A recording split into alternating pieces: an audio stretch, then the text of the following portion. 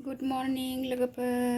दिनैनि गोदान ब्लगाव फिन खेबसेबाव बरायनानै लाफिनबाय सनाफोर मोजां मोनोबा दिनैबो जोबजासे नायलांगोनलाय लोगोफोर आंहा दा फिसाजोखौ हस्पिटालाव लांनो नागिरदों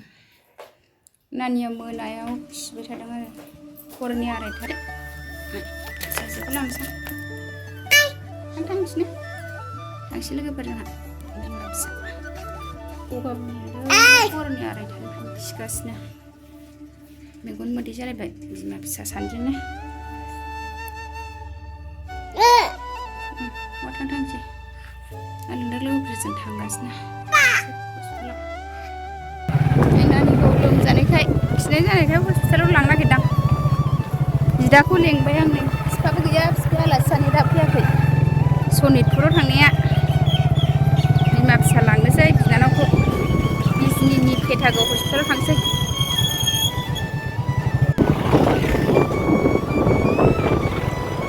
थांगासिनो जोंहा नै हस्पिटाल मोनथ'वाखै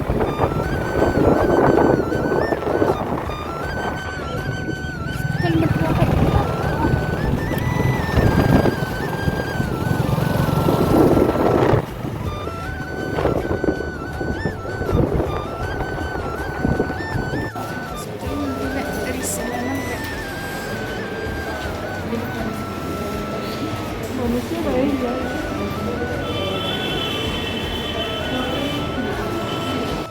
डक्टरनाव नायखांबाय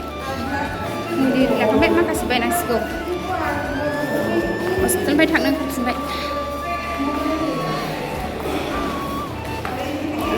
लोगोफोर मुलि बायनानै थांसै फार्मासियाव माखासे मोनासै हस्पिटालनिफ्राय ओंखारबोबाय जों बिजनि पेटागो हस्पिटाल फार्मासियाव एसे मुलि लाबावनोसै थाबायगासिनो फार्मासिसिम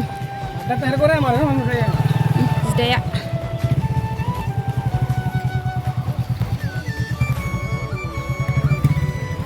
फार्मासियाव एसे मुलि लानो थांसै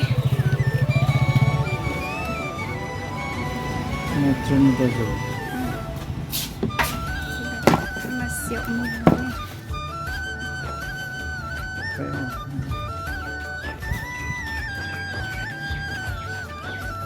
लोगोफोर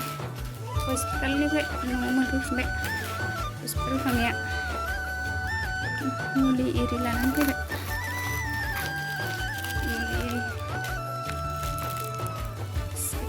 नानिया उन्दुबाय नै लामा